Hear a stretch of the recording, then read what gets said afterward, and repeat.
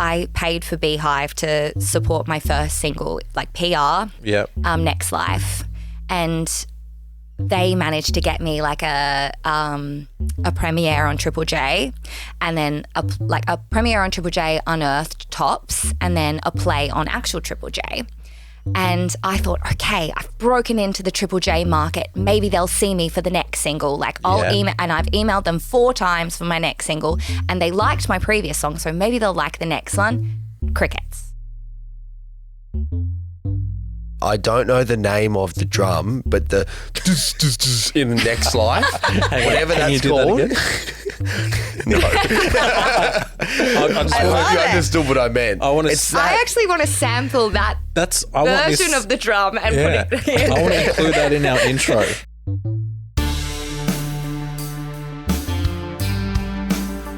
We are away. Start singing the Jackson 5. I hadn't planned on it, but I can. Like, We Are Family. You know? Oh, okay.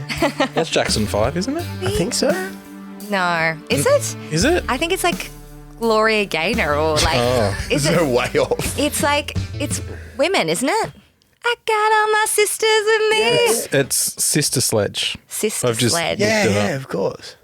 Gia Darcy. Hello. Thank you for swinging by Sonora Studios. You've somewhat made a bit of a special trip up to see us. We'll claim it's a special trip, but also I don't want to claim it's a special trip because I don't feel like we've inconvened you to make you come in and see us. Well, you have. And I came just for you guys. And we made you hang around while we had to set up. Such a busy schedule. And how dare you? We are. That's great dressing down to start the podcast. Yeah. Imagine if you, so full context, Cam rang me while I was just got out of the shower about to come, and he's like, "Hey, mate, do you know the alarm code for here?" We are, of course, recording at Sonora Studios. And I go, "No." And Jack Negro, who owns and operates Sonora Studios, was not contactable at the time. So imagine, Gia, if you had made the trek up only to be turned away because we can't turn the alarm off. No, that would have been okay. I've got a place to stay on the coast. That would be fine.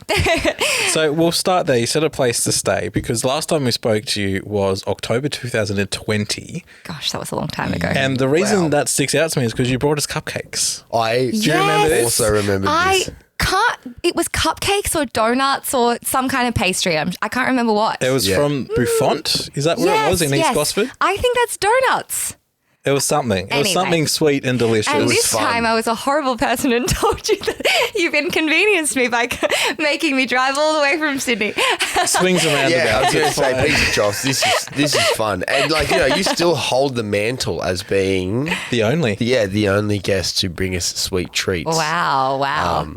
Beehive PR sent us cupcakes. Maybe that's where mail the cupcakes once, from. Which was nice too. But you in person. So thank you for that.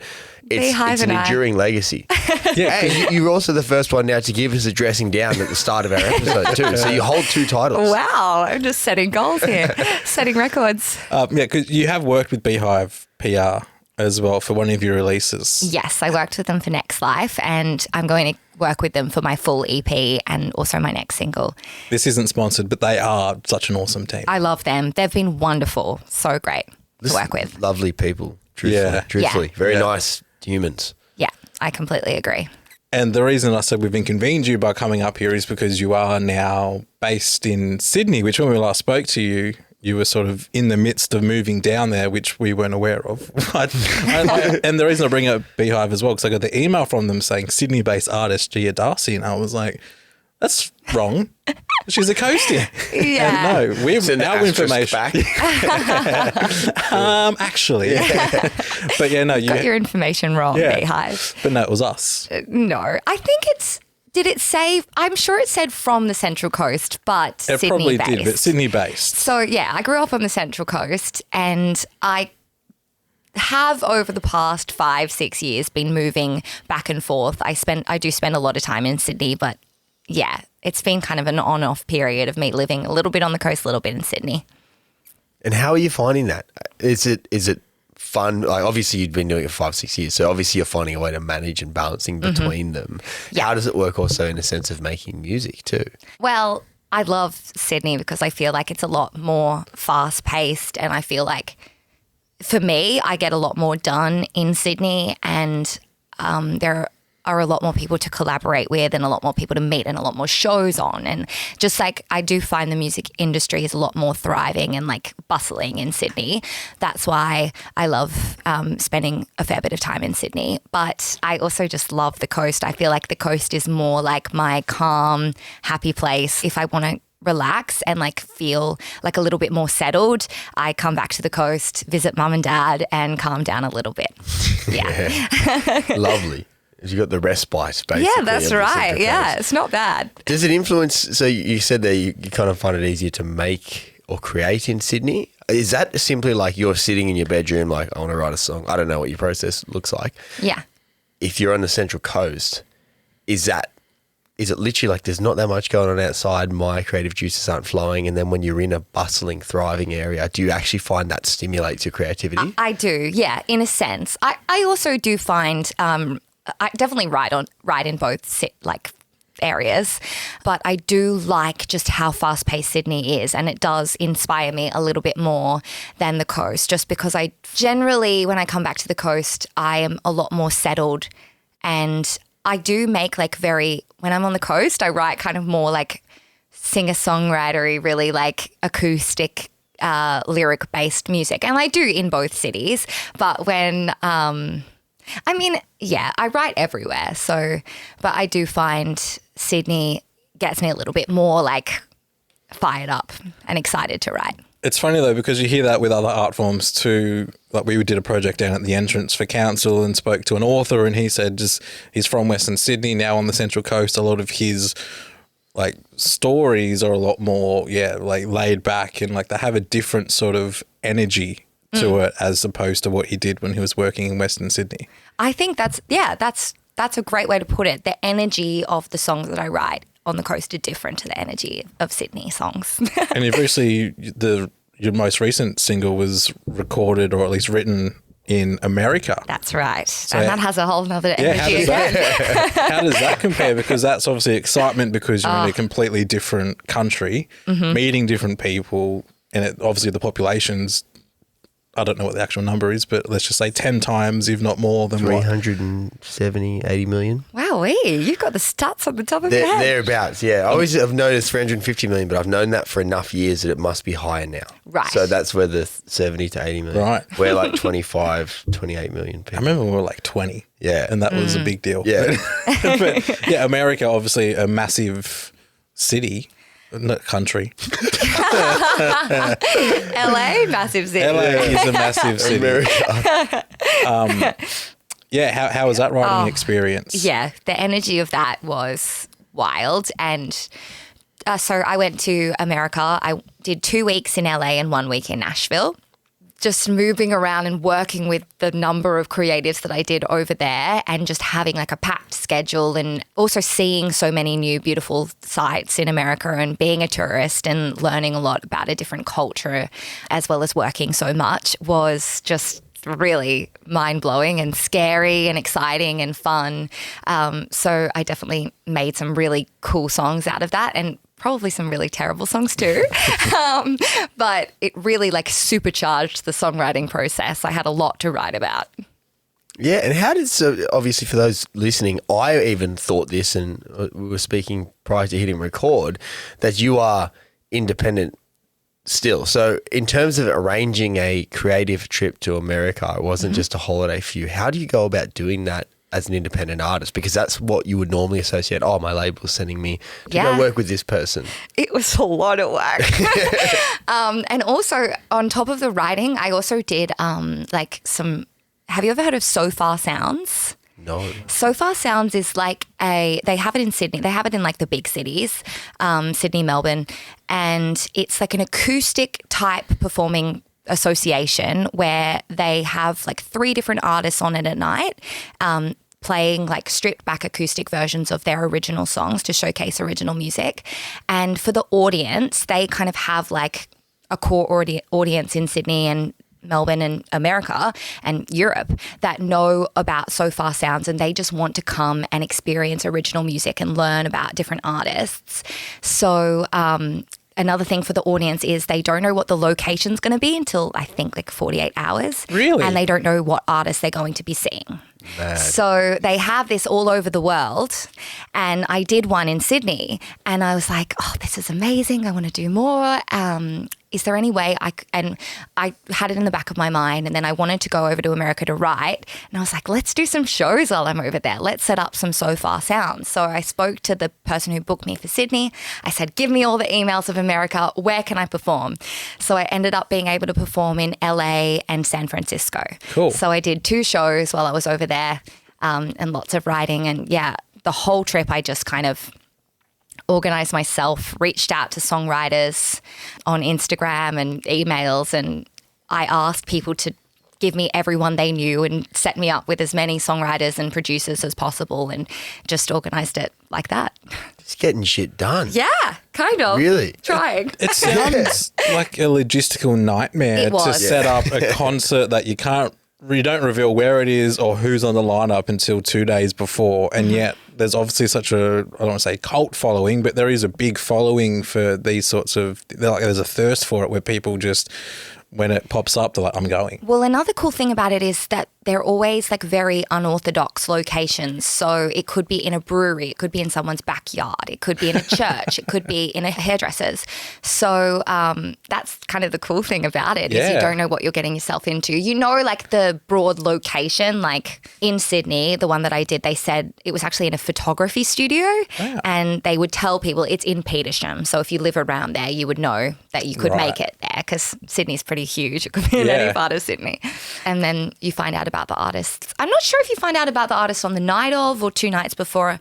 Yeah, but super cool. So as an artist doing that, is there any nerves about that? Because if you don't find out who's on the bill till you get there, that's true. You're going to go, I don't have people who follow me and my music at this gig. Totally. I have to win this crowd over. Like, how do you get around that mindset? It's interesting. Yeah, you totally have to win them over.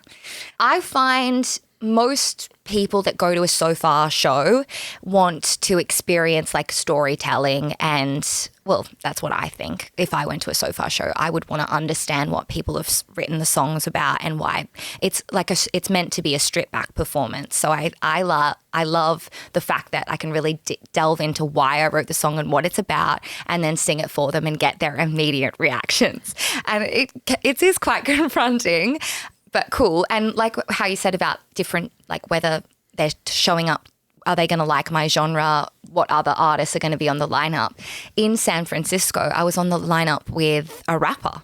Wow. Who was kind of like dancing and really like getting in the audience's faces and like really performing and walking around the audience and rapping at them, which was so interesting to follow a rapper. Yeah. But cool. It is. It's really cool. And yeah. One of the things I wonder is like, do we have enough of a penchant, at least on the Central Coast, for like original music in some areas? And I know it's just about finding the crowd that likes that, where that seems like the most perfect thing, because you don't, cover bands of course have their place, and I'm not throwing shade on cover bands, but sometimes you just want to go watch original music, but you feel like you're the only one that wants to go watch original music, whereas everyone else wants to sing along to the 90s smash hit. Yeah, I know. It's like it's something like that in our area on a regular occasion, at least for myself, would be very cool, but I don't know if there'd be we need to petition for So Far Sounds to come to the coast. I'm not sure if they've ever done any gigs on the coast or not. I also have no idea, maybe I should do some more research, how they find their audiences. I don't know what their marketing is like or whatever, but I do think like once you get a taste of one So Far show, you tell all your friends, and all your friends want to experience that, because it's just such a one-off interesting experience. You don't get something like that very often. It feels like the place that'll just have a QR code with no context on a poster somewhere at a cafe, and people are curious, go, oh, what's this? Mystique. Maybe. Yeah. How was it performing to an American crowd? Because like was that scary? It was, I mean, to me, I didn't find it any different than performing to an Australian crowd. I kind of sing with an American accent anyway. I definitely don't talk with one. So they really I was quite the novelty, you know, over in America. They loved the accent. I think they were pretty, like the so far crowd is normally quite attentive and quiet. And they say before the show, put your phones away. This is just about being present. So it was a really beautiful experience, actually. Yeah, they'd be a pretty on-side crowd initially anyway. If they don't like what you're doing, then maybe they'll be polite about it. But at least if they've gone to the effort of, you know, there's a whole, feels like an underground world type thing of music being organised. If they're going along, they're not going to go there and go, impress me. They're going to go out there thinking, okay, this could be a fun night. It's very different to like a rowdy pub crowd that you have to try and the Origin's on, move. Yeah, exactly. And so that riding adventure to the States, actually before I go there, I want to ask Nashville. How was that, particularly not from a traditionally country music perspective? Yes. Because friend of the show, Chelsea Berman, who's been there, raves about it. And obviously it's like the mecca for country music. But how was it for you and your style? Yeah, I think there are a lot of pop songwriters in Nashville as well as country songwriters. But in saying that, country and pop is actually very similar as much as people don't want to admit it. I think like especially the type of pop, like I make extremely pop music, but the type of like I really focus on storytelling, and so does country music. Country music is all about storytelling. So if you take away the twang and some melodic choices and some, you know, very guitar choices. Mentions of pickup trucks. Yeah. It's a different story, but they're still telling stories. You can find some really amazing pop songwriters and artists in Nashville, and I didn't struggle to find many. And if you don't want this comparison, I apologise, but you gave us an exclusive listen to your EP, which I listened to just before. And is the first song the title track? The first song on that? A Crash Test, is that the first song? I can't remember. I can't remember either. I'm not sure. I think maybe Nice Things is the first song, but I could be wrong. Okay, but I was listening to the first song on it and I got Taylor Swift vibes to it. Okay. And I don't want to say, is this, you know, it sounds like Taylor Swift because I don't know if that's what you're going for, but that's the vibe I got, sort of newer Taylor Swift. Yep. And she's obviously come from a country background. Yeah. So that was where I was drawing that country and pop comparison. I love it. I mean, I definitely don't strive to be Taylor Swift. And I'm not saying you were. No, I know. But I love pop music and I make pop music, and Taylor Swift is the queen of pop music. And that song, I will be honest, like Nice Things is very Taylor-y, and it was a little bit Taylor inspired. It's just, I think there's like, you know, the harmonies laying over each other, which she's done quite a lot in her newer releases. But then the rest of the album, it's different styles of pop as well. It's not just like a Taylor Swift copy EP. It's all your own stuff. I'm always going to take references from her. I think she's a phenomenal songwriter and pop artist. And a great storyteller. It's going to be hard for me not to sound a little bit like her sometimes. Well, that's the nature. Like, I find this when drawing comparisons, it's not always to say, because everyone's influenced by everyone. There's not, and this is part of like the whole argument around copyright issues, is that there is only a finite amount of things and sounds that can be created. But totally, it's influence. And then with this EP, which people are going to hear, you then go in a number of different directions, which are really, really interesting. And we touched on the production again ahead of hitting record, so we'll touch on it again. But one thing compared to when we spoke to you the first time, 4 years ago now, was that evolution in production was one thing that I've really noticed. And I don't know the name of the drum, but the in the next life, whatever that's called. No. I just wonder if you understood what I meant. I actually want to sample that version of the drum and put it in. I want to include that in our intro. When we get the violin and piano included, we can do you doing that. This is a beatbox of a like 808-ish. That's not 808 though, is it? Technically, because it's like what is it? Is it Never Gonna Give You Up? It's in. Oh, it's a really cool sound, and when I heard it in Next Life, I was like, "Oh, cool!" Like, that's a cool little I love ingredient that you've included. Do you know what there. you've just done though? You've given me the opportunity to rickroll our entire audience. By mentioning that When you song. edit, I'll just everyone would have just heard that drum fill inserted and gone, oh bloody hell. Well, you're welcome, guys. Homebrewed boys just rickrolled me. So that evolution in production generally, what has changed between 4 years ago? Obviously a lot, but in that sense that's got you to this point now, because it's quite noticeable and it's really sounding good. Oh, cool. Well, I've been for the last 4, 5, 6 years, I've been working with a lot of different producers and really trying to refine that, like my sound or, really what kind of music that I want to put out and what sounds I want to include in my little pop songs.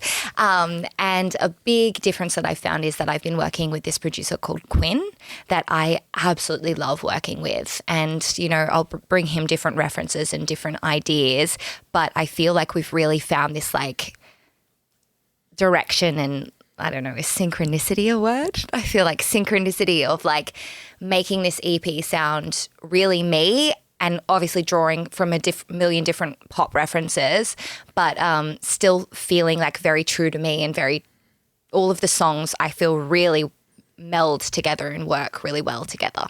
And all of the stories that you're sharing are obviously very personal. Definitely. Stories as well, from heartache to everything going on as well. Oh, yeah. This EP goes through a lot. How difficult is it to sort of send that out into the world? Or do you enjoy that process? I like it. It is a little difficult and nerve-wracking, but I do like it. There is one song on the EP called In the Next Room, which is about loss that I think I am really going to struggle singing live. But I think it's such a beautiful addition to the EP and I wouldn't have the EP any other way. But I've never, every other song that I've ever put out is always very personal, but I've never had any issues with singing them or I haven't had too much of an issue feeling like things are too personal to put out before, but I'm nervous about In the Next Room. But in a good way. And you haven't had a crack at performing it live yet, so you kind of it's whenever that first show arrives, you're not going to know. I don't know if I'm going to be able to sing it, but we'll see. I think I'll be okay. Anyway, a little bit of emotion adds, I'm sure it'll add to the experience, Definitely add to the does. performance. Yeah, because it's cathartic. I mean, obviously you want to be able to complete the song, Yeah. of course, but that's all part of it. That's why people connect with music in the first place. Totally. Yeah, I'm sure it'll be good. Yeah. And so this EP, Crash Test, it's out 12th July? 10th. Sorry, that's the single Crash Test, but the whole EP is out in September. Oh, okay. We're jumping the gun hard. We've got, is the EP we're announced? rolling this out.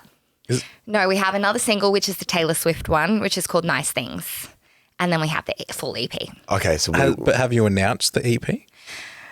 Or have we just inadvertently announced it here? Yeah, kind of. No, I've been telling everyone. I don't understand. Like, I really should do like an Instagram announcement, but I tell everyone that I know. And I've been like, I spend a lot of time on TikTok lives and I tell everyone on TikTok live, get ready for the EP. Like everyone who's excited about the music, I think knows, but I haven't done like a proper announcement. So it's half exclusive. Yeah. It's not properly announced, but people before us did know. Yeah. that's okay. We'll just send you the audio and video from the podcast, and if you want, you can clip that up and be like, announcement. Yeah, perfect. That's the way to do it. And so this EP that is now announced, going to be called Crash Test. What made Crash Test, like obviously that's the next single coming out, a fantastic song that we were lucky enough to get an advanced preview of. What made that want to be the title track and the focus of the EP? So, the song Crash Test itself is about... which is available as you're listening to this. Oh, yes. Released on the 10th, so... Well, look, so the song Crash Test is about feeling like somebody used you as a way to kind of work through all of their issues and like learn a lot about being in a relationship and learn from you and learn to be like a good partner and then move on and be in another relationship, and you know, you were that crash test dummy. They got all their bad juju out on you, and then they moved on.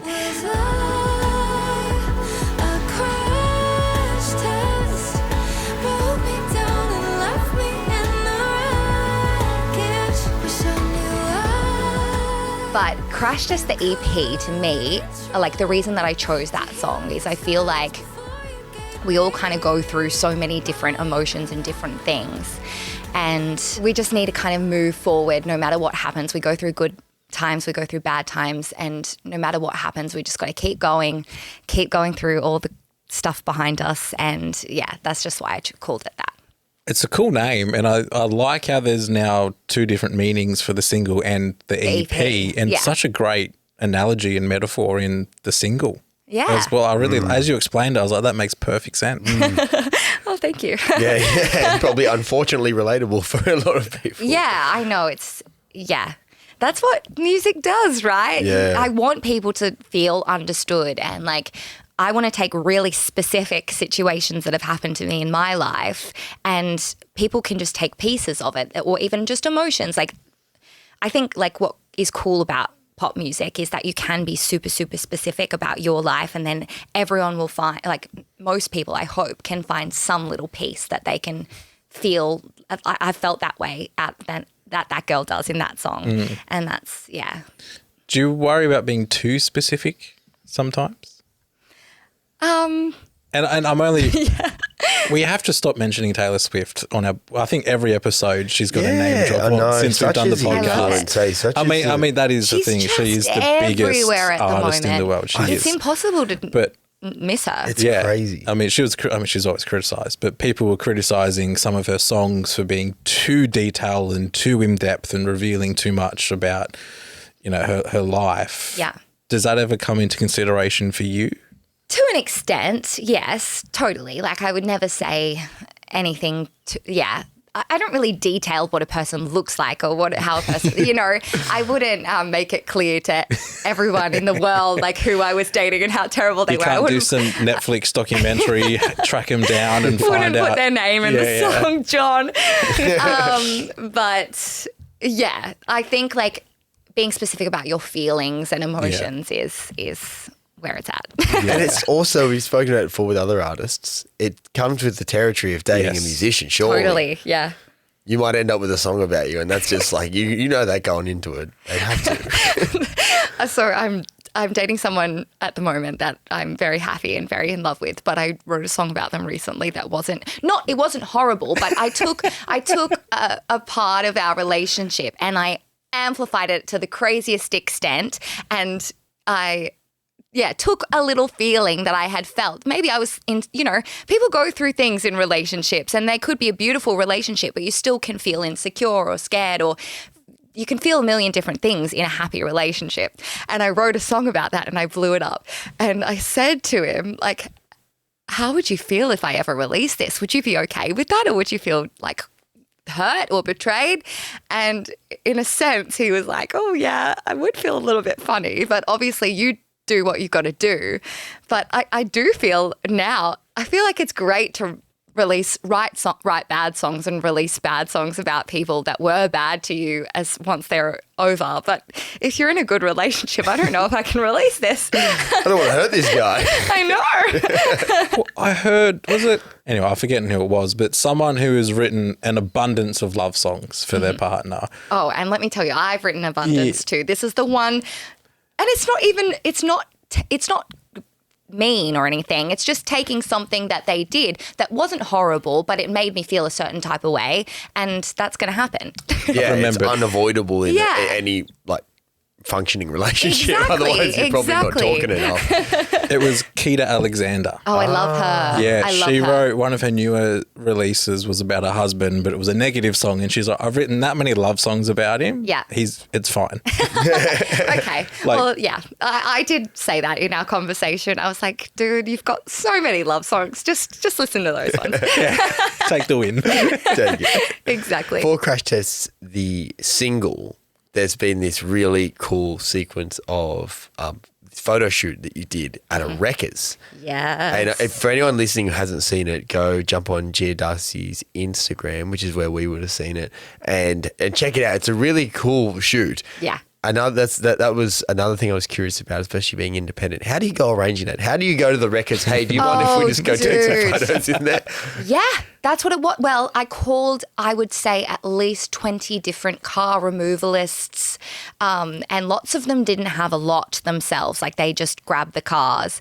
But I was like looking for car removalist lots and crash site kind of things, and would have called at least 20, and most they're just like guys who were like, no, go away, photo shoot, no.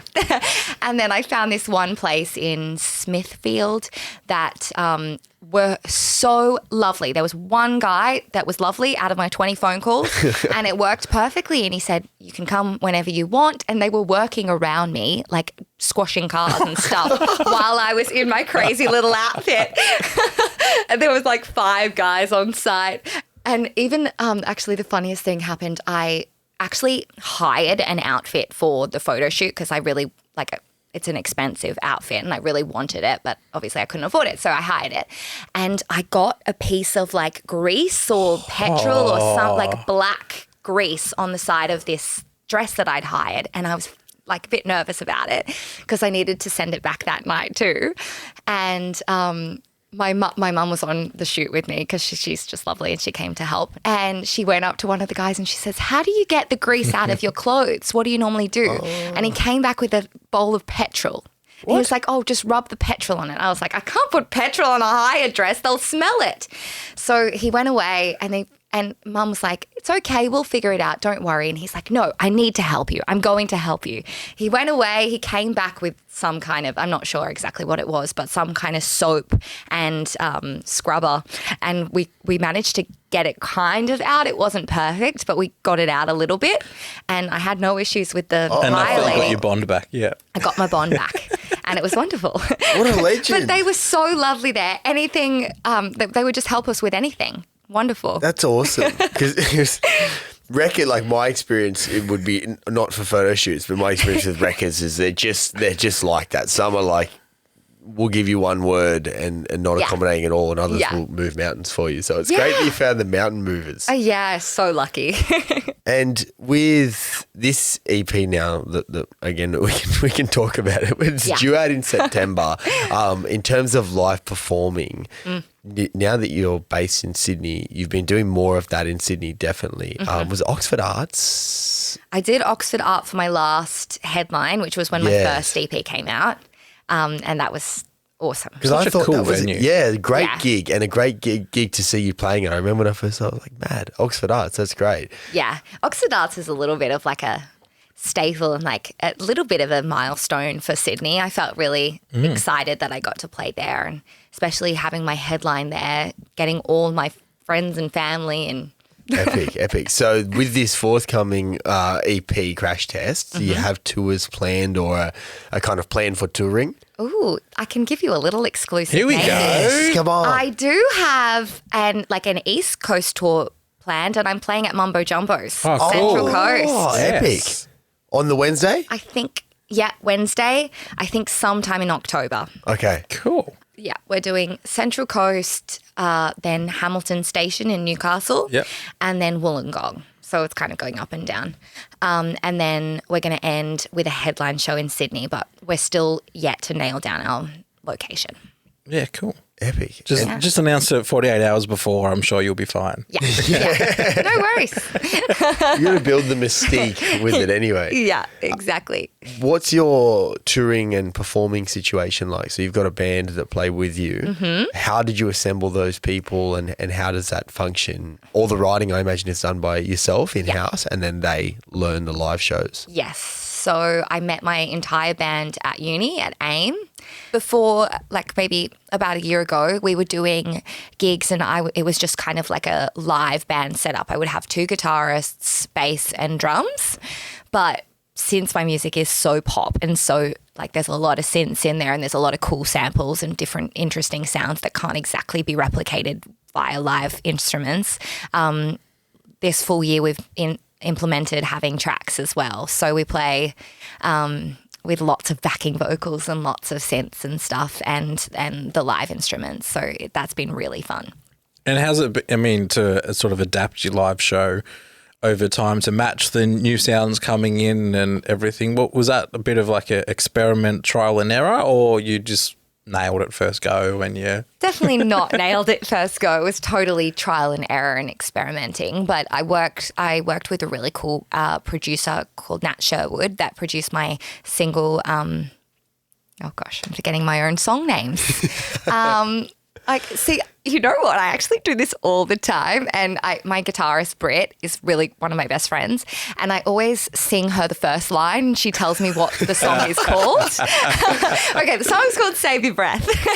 Were you doing that in your head as you were talking? Totally. I'm just cycling through the lyrics. That's good multitasking. Well, I often wonder how artists even remember. Like, I know you wrote the lyrics, but like, there's a lot of songs that artists write, and how they remember on a dime, to be able to go, okay, we're going to the, I mean, obviously gigs are rehearsed, but you know what I mean? To remember every lyric of every song that they've written and be able to then perform it on a dime. Yeah. I'm normally really good with, pretty good with lyrics. I don't normally have any issues with lyrics, but for some reason, song names doesn't make it. Like the first lyric, I can know the first lyric of most of my songs, but for some reason and once I'm on a roll, you're in it. There's no issue. But yeah. Song names. That's right. If you get big enough, you're at the point where you don't even need to sing your own song. So if you get lyrics, you just hold the mic to the crowd. I'm doing a crowd bit. That's what I'm doing. I will say one of the issues that I had with transferring to the tracks, like we were talking about, is the other day a couple of weeks ago, I had a gig, and we have this new inner ear system, and we had just transitioned to kind of like another internal thing that we'd never tried before. And it was our first time using this software at the gig. And we put a set list together on the computer, and I wrote out my set list as well and had it at all the band members' feet.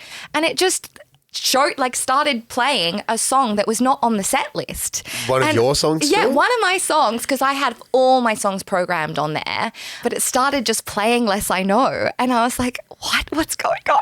So we just kind of went with it and we sung the song. I still love the song anyway. But after that gig, I was like, well, we really need to figure out what's going on with this software, because we can't just have random songs. It's going it's like karaoke. Yeah, it's making a request. Yeah. That's crazy, because I would have thought, even if, and I imagine obviously it's played it through the PA as well, but even if you had it in your ear playing the wrong song while you're trying to perform another song, that would just mess you up. Would not be good. Yeah, no. Never had that, thank God. Yeah, I'm curious. So obviously I've never performed on stage. I've never had the monitors in ear. Variety night, come on. So actually that is true. High school variety night, but it was a much slower production. Right. Production. Hey. Budget and production. I've combined the two. But I'm always curious, when a song starts, obviously, the drummer will sometimes time you in or whatever, but do you have a clicking in your ear? They'll say, okay, because obviously if you've got the backing sounds and vocals and everything on tracks, they hit play, you get counted in. Yeah. So the drummer's just following that count in, or? Well, my drummer wouldn't need to count in, but through all of our ears, all of the band members on stage, we have a little lovely robot lady that says, "Less I Know" in 4, 3, 2, 1. Cool. And then they stop. Then the track starts. And that's how you remember the song title right before you sing it. Exactly. Yeah, that's good. That's really helps me too. And so when it's the wrong song, you go, wait. She's already gone, "Less I Know." And you're going, no. Yeah. 3, 2. Exactly, because sometimes I start introducing the song and then I'm like, oh, it's Less I Know. Okay. Well, also for Less I Know, I had to pick up my guitar, but I don't know how it happened that I thought it was going to be a song called Do I Know? Oh. And I was going to pick up my guitar anyway. Maybe there's okay, my drummer highly says it's absolutely not his fault. He says, I promise it was, I put Do I Know, not Less I Know in the thing. But I hate to say, I think there might be an issue there. There's a bit of human error. I think it's human error, but he denies it to the nth degree. Look, if it went to court, there's enough circumstantial evidence to convict, I think. I really wasn't going to throw him under the bus at the beginning of this, was I? And then it's all happened. I'm glad you did. Yeah. Beyond a reasonable doubt, he's going down.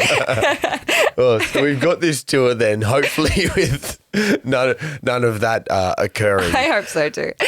And then in terms of writing, you also told us earlier that you have a whole lot that you've been working on. So from the outside, you look at it and you go, okay, EP coming, build up, sweet, then you'll cruise for a bit, we'll wait a little bit, and then there'll be more. But you sound as though you already have a lot more.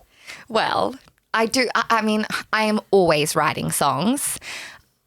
I don't want to overpromise too much. I don't know how quickly after this EP I will be releasing, but I definitely have like a backlog of stuff that's not ready to go, but could be ready to go. Okay. And stuff that I love I believe that I will put out at some point for sure. So. And it's been a steady flow of releases as well. I think we were talking about, again, before we started recording, but it has been a steady flow of releases over the last couple of years as well. Back, I remember back in the radio days when we were doing the radio show, it was always on the wireless. Yeah. It was like, oh, cool, new music from Gia, and then we'd play it, and then a month later, oh, she got another single out. Oh, cool. A couple months later, oh, wow, there's another one. And they're all sort of different genres as well. It didn't, still within the same umbrella of, sort of pop, acoustic, a little bit of country, I guess, a little bit in there as well. But it was all new releases coming out. So it's not just like you've been doing nothing and then here's an EP. Yeah. It's been consistent releases, EP, and then there's also more in the works. Yeah, totally. I mean, I just love making music and writing music, and I just really want, like I said earlier, I feel like I have a little bit of momentum going and I just want to keep that train rolling. So, got to feed the algorithm. Feed the people. Is it a full-time job for you, or do you have other work? I do like cover gigs on the weekends. Okay, but like full-time musician. Full-time musician. And an independent musician as well. Yeah. Wow. That's coveted. Yes. Literally, yeah. It's very difficult. It's not easy, but it's really fun. I'm very lucky that I get to do that for a job. It's pretty crazy that I get to do this for a job, but yeah, it's a lot of work. Yeah, yeah. And in terms of kind of trying to master the promotion side of it, you mentioned the algorithms there. Yeah. What's that process been like? Because it looks like you have achieved a fair bit of success with 20,000 or so on TikTok. No. Oh, yeah, 24. Yeah, and then on Instagram, it's in the thousands, a good chunk of thousands of people. How did you go about cultivating that audience and have you figured out the algorithms, basically? God, absolutely not. I would say on TikTok, like on and off, there's some periods where I've stopped, but I would say for the last 3 years, 80% of those 3 years I have posted every single day. Wow. On TikTok, and sometimes twice a day. So yeah, it's just a lot of work, and sometimes I wonder if it is paying off. Sometimes I wonder. You go through waves of it's working, and I found something that's working, and I'm going to stick to this. And then you go through waves where you just can't catch it. Well, it feels like you can't catch a break, and you're not progressing, and it's not working for you. I'm still trying to figure it out. I'm not sure if you can tell, I'm kind of in a jaded place at the moment, yeah. I'm struggling. I feel like I'm really struggling with socials at the moment, but Which is interesting because you've obviously got the single coming up and then the EP as well. So from an outside perspective, it's like, oh, we've got so much content to produce. And it's like, no, but there is so many things that you need to consider. And like content can be anything, but it's just having the motivation or, because you don't just want to post something for the sake of posting something. You want it to be engaging or original or, organic. Mm-hmm. So there's a lot that does go into it. And I guess with the EP, you're working on promoting the singles and the artwork and the photo shoots and organising all of that as well as trying to create content for socials. Yeah. I really just want people to listen to the music, and I want people to feel understood, and sometimes it's tricky to package that into a 15, 30-second video. Sometimes, you spend hours on these 3-minute songs, like finessing every lyric, every word, every drum beat, every ba-do-do-do or whatever it is. Yeah, that thing. That it's hard to condense it into a 15-second clip and say listen to this song, listen to the song. But it's part of the job now, I think. I really do think. And sometimes, honestly, and I know that I'm kind of doing this now, it does annoy me when like artists come on now these days and say, oh, I hate making TikToks. Like I understand, I also hate making TikToks, but I just feel like at this point it is part of our job and it's frustrating that it is. But unless if we're blessed to have 1 million streams and 1 million supporters and fan base, our job is like finding our fan base. And well, I feel like probably shouldn't make this a collective thing. I feel like my job as an artist is to get my music out to as many ears as I can and find people that love it.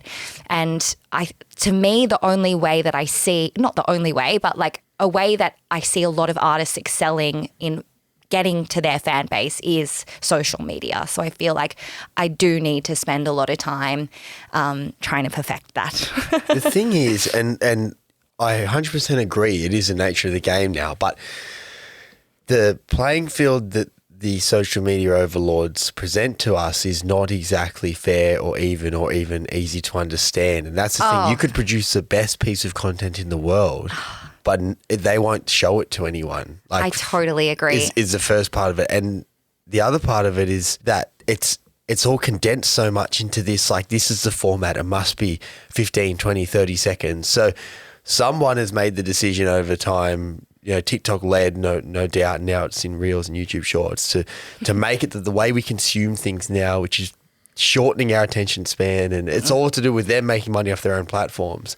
And now artists like yourself and people who are trying to build a career have to conform to that, and you have to condense what is complex art that is hard to tell in 3 minutes into 30 seconds, and then hope that people like it. It's like, you know, tying one hand behind your back and then trying to fight. You know? It is, and it's so disheartening when you work on a piece of content that is 30 seconds, but you really think it captures that 3 minutes of your song in a way. I know it's extremely hard to do that, but some pieces of content I work really hard on and it gets 2 views, and then some pieces of content I work 2 seconds on. It's some silly filter that I put over my face and I get 1 million views. On TikTok, I've got 2.7 million views on not on TikTok, on YouTube, on some silly filter of me singing some song that's not an original song.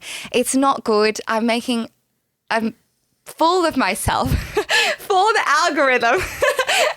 And just because of that, like people will comment because I'm, you know, being silly, but where I'm like begging people to listen to my original music and it's not getting any response. It's just the way the cookie crumbles. It's unfair. Yeah, they just need to bake better cookies though. Like literally, it's just.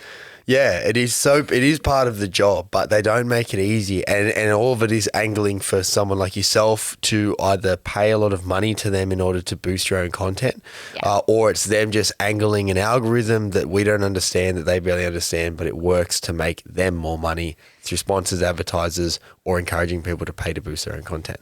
Definitely. But I do find my experience so far in the music industry is everything feels somewhat like you have to pay to be seen.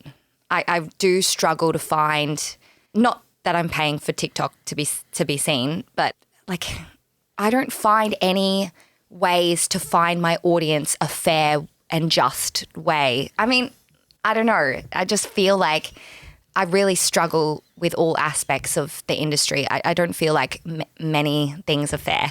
Yeah. It's a pay to win in a sense. Like if you have the biggest record label, we push you on the biggest Spotify and Apple Music playlists, who then puts you on radio playlists and short lists, and it becomes easier if you've got all these, you know, people and power behind you. But as an independent musician like yourself, where you're doing all of that yourself, every single cent is in and out of your pocket. Totally. It makes it so much harder. And I haven't seen such a difference. Like I paid for Beehive to support my first single, like PR, Next Life, and they managed to get me like a premiere on Triple J, and then a premiere on Triple J Unearthed Tops, and then a play on actual Triple J.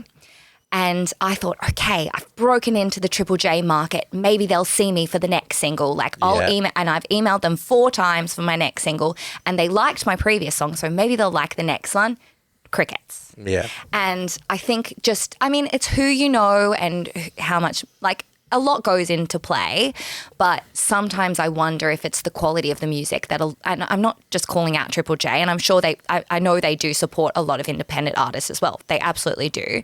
But I think an email coming from the right place has a lot of weight to it compared to the wrong place. Yeah, if that email was sent from a record executive or someone like that, as opposed to an artist saying, listen to my music.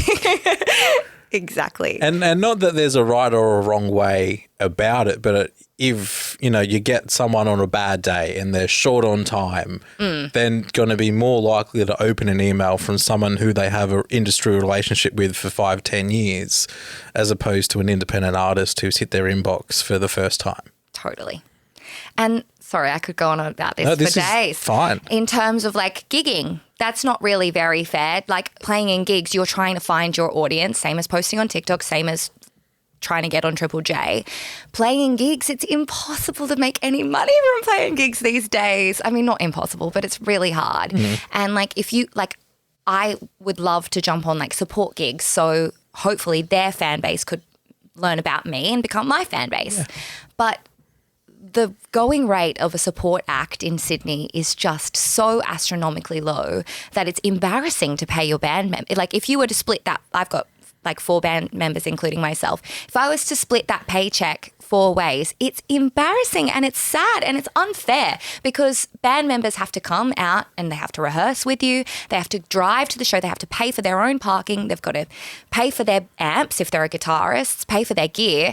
Lug it all into the venue. Yeah, it's so much work. And if you are splitting that money 4 ways, it's just not fair. And the difficulty with an artist like yourself is that you're the creative core, whereas if it were a band of 4 people who are all writing that music together, then okay, it's easier to justify, we're not getting much for this show, but this is our show. But for you, you'll feel the responsibility of having to pay their wages effectively because you're dictating the songs that are being played. Exactly, yeah. It's not their artist project. It's not their creative vision. They're kind of, in a way, they're contractors as much as they're also just my friends. Yeah. In that sense, so yeah. Yeah, and even, I mean, South by Southwest, which has been in Sydney for the last couple of years now, you've got to pay for your own, to feature as a showcase on that. I understand. I don't know that. I actually played South by Southwest. Okay, but maybe my information was wrong. But I played like a bit weird gigs. I didn't have like a proper showcase. I played some little acoustic gigs that I got through my uni, put on little stages. So maybe my uni AIM paid, and I kind of performed through them, but I definitely didn't have to pay anything to play. Right. When they first came to Sydney, someone else saw you as in a band, so that you have to pay to have a showcase in the first place. So it's just handout for, and this could be not, take what I'm saying with a grain of salt, those listening, but that's what I was told, and it just felt like, okay, well, these guys have enough to not get paid for, let alone having to fork out for themselves. It should be the other way around. You would expect the so organisers and festivals should be paying the artists to perform. Yeah, you would expect so. And I'm not privy to the financial situation of any of these big events, but also there has to be a better way. That's interesting too, because South by Southwest, you're normally just performing to like other managers and industry people. You're not performing to like what you want to be is your fan base. So just to pay to get heard by a record label or heard by a manager is so unfair. Further goes to the point you were making. Yeah. You have to pay to win and pay to be seen. Yeah.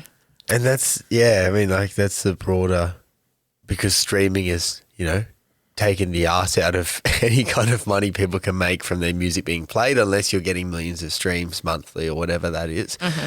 Then gigs are also very difficult to make money from. So merch sales are not really being really big for artists or partnerships or whatever else. But it's like every avenue through which the artists had previously made their money is now being kind of swallowed up by something bigger that now doses them out pennies. Yeah. And it's the same situation where it's like, you're strangling artists. It's just that opportunity thing, and the opportunity isn't there. Yeah. I really hope that when as artists get bigger and bigger and bigger, those performing gigs does get easier and you can make a little bit more money from playing. I do think artists can make money from playing gigs if you can get the people. That's really what it comes down to. But when you're at this smaller stage where you're still looking for your fan base and you're seeking a fan base, it's very tricky. Because it's that balancing act. You're if I put free tickets on the doors, I'm going to get more exposure and more people, but then I'm completely out of pocket. Totally. If I put a cover charge on the doors, then I'm going to potentially make money or at least break even. Yeah. But there's going to be less people likely to see my music and then spread the word. So it's trying to get that balancing act right of what you can charge and still get enough people coming in. Totally. Yeah. You can charge $500 for a ticket and make a profit, but you're not going to if 0 people come. So yeah, mostly Taylor Swift. Yeah. Yes, all right. to bring it back. She would get 500 for sure. I mean, she already is. But she charged thousands for, my wife was one of those ones who bought tickets in the second VIP tier and did not regret it. Yeah. Pearl Jam conversation. You don't need the money. Come on. There. So obviously you're an independent artist. If we've just spoken about all of the, troubles and hardships that come with it. If you were approached by a label or somebody tomorrow, are you jumping on it? Are you considering it, or are you flat out rejecting it because you're very proudly independent and you love having that ownership over everything you do? I'm definitely not flat out rejecting it, that's for sure. I mean, I would love a cash infusion at this point, but I do highly value my creativity and the way I like to go about things. Also, I feel like I found some awesome collaborators that I just love working with. So if they were trying to push me in a different sound or to work with different, to some extent, I still love to experiment and work with different creatives. But I love the music that I'm making right now, and I wouldn't want that to change. Yeah. You wouldn't be dictated. Totally. And, I mean, you said you're already creating plenty on TikTok, but so many labels now are pushing artists, okay, you can't release your single until we get more views on TikTok. Yeah, that's true. Almost feels bonkers. And I also heard another comparison with labels now. They used to be the ones to pick up an artist at the early stage and sort of count on, hedge your bets and say, we think you're going to be a big thing. We'll sign you to a 3-record deal. And by the end of it, we're going to make lots of money. That's how they made profits. But now they're waiting for an artist to become big and popular on social media. And then jump on them. Yeah, okay, I'm going to represent you. Totally. But you need me more than I need you, so I'm going to make all the money, even though you're big enough to be able to do it on your own. Everything's so expensive, you need me. Social media is now doing the job of the record labels in getting you promoted and in front of eyeballs. It is, yeah. And also I've heard that record labels are jumping on songs. Or have you seen the TikTok that's I'm looking for a man in finance, trust fund, 6'5", blue eyes. No. No. I love that you performed that. That's going to be a great grab. So do you want me to tell you the story, or is this boring? Yeah, give us the context. So the TikTok is this girl who was I don't know the full detail of her, but I think she's just a random regular girl who's not an artist, not a musician, never sung a day in her life. I don't think. It was her talking, kind of singing like that. And she wanted a DJ to remix it. And she got 100 million views or some crazy, I don't know exactly, but some crazy amount of views. So a record label was like, let's go, bam. I'm going to jump on this. I'm going to sign you. I'm going to give you, I don't know. Also, I don't know the exact details, but this is from something that I heard on another TikTok, which is very viable source, guys. She's now signed, and they would, record labels give you a certain amount of money to make the next album or whatever it is. Who knows if her next album is going to make, or her next song. She's a regular girl. She's not an artist. If she's going to make anything to the level of that, to replicate that would be extremely difficult. So now if they've given her a $2 million advance on making the music, or even $500,000 advance on making music, she's now $500,000 in debt to this record label that she will have to pay back at some point, because that's how it works. So you know, you sign this big deal because you think they're going to make you a star and, you know, they're going to help you. But sometimes that we don't know what's going to happen with her, but it's just dangerous, you know. You might as well give the waiting for a mate guy a record label or something. Like if they're picking on just one moment of virality. Yeah. And then giving them... I think we should fact check this segment if we are going to post it, just because I'm not 100% sure that this is... No, Gia Darcy is absolutely... We can do the dive though. It is interesting. I mean, like the substance of what you said, Cam, and that response is still true though. Like they're eliminating their own risk, but then the nature of the viral world now is they're chasing that hit, but the hits don't last.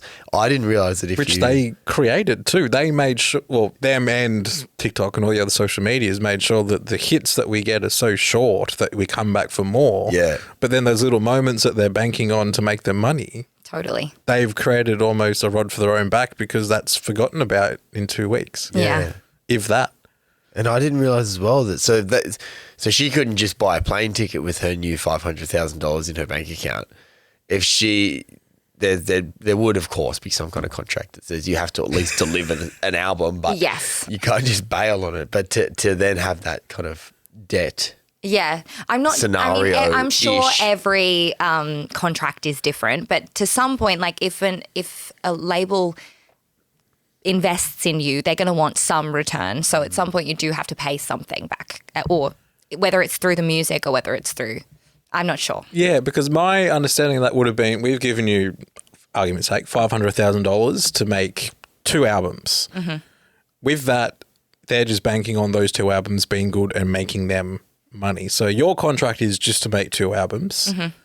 And whether you make any money out of that on top of that is fantastic. But your contract is 2 albums, and then they're relying on the albums to do well, to stream well, to sell well. Mm-hmm. Then that's how they would hopefully get their return. Money back, yeah. I mean, I could be very naive in having that assumption, or it could be that's how it worked in the 80s and 90s, but that's not how it works now.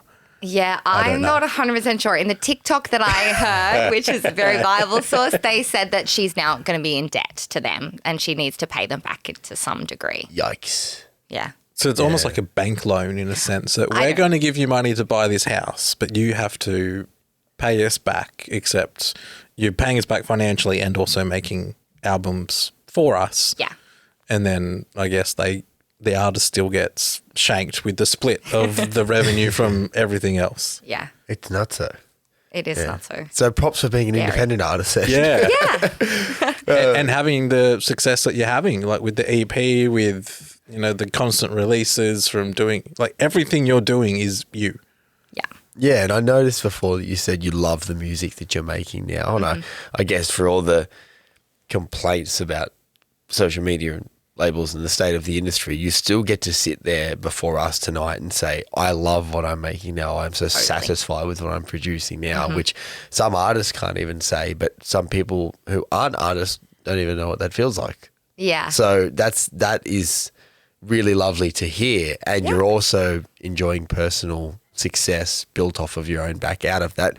Maybe it's not what you would envision at the moment, but like we said, from our perspective, it looks like success, you know, from the outside in. Obviously, you have higher expectations for yourself. Yeah, definitely.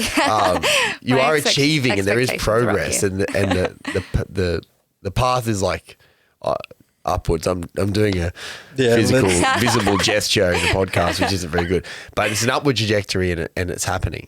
Thank you. Yeah, I hope so. I do see it as an upward trajectory. Maybe not moving as upward as fast as I would like, but I like I said, I love what I'm doing. I love the music that I'm creating. And the fact that I love the music that I'm creating just means that I want more people to hear it, more people to love it, you know. So, but yeah, I am very satisfied. In a way, I'm satisfied with where I am right now, but I just want to keep building. Yeah. Yeah, and that's natural. You got good momentum now, which you said before, and you're wanting to just continue and grow on that, and hopefully that does build to bigger and better things. But we've probably taken more than enough time of you. This. And it's been so enjoyable, fun, And then at the end, quite anxious writing and depressing. Straight back down to work. I don't know whether I need like a whiskey or a cup of tea and a cuddle. I don't know which one I need. But thank you so much for joining us, for taking the time. No worries. Thanks for having me. Every success moving forward. Hope the EP works out well for you. Thank you. And of course, the new single is out now as well.